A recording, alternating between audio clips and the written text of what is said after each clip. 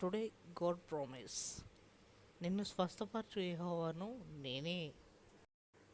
మహాపరిశుద్ధుడ, ప్రేమ గల తండ్రి, ఈ వాక్యం ద్వారా నాన్న తండ్రి మాతో మాట్లాడినందుకు కృతజ్ఞతాస్తుతులు చెల్లించుకున్నాను. నిన్ను స్వస్థపరచు యెహోవాను నేనే అంటున్నాను నాన్న, నీకు వందనాలు.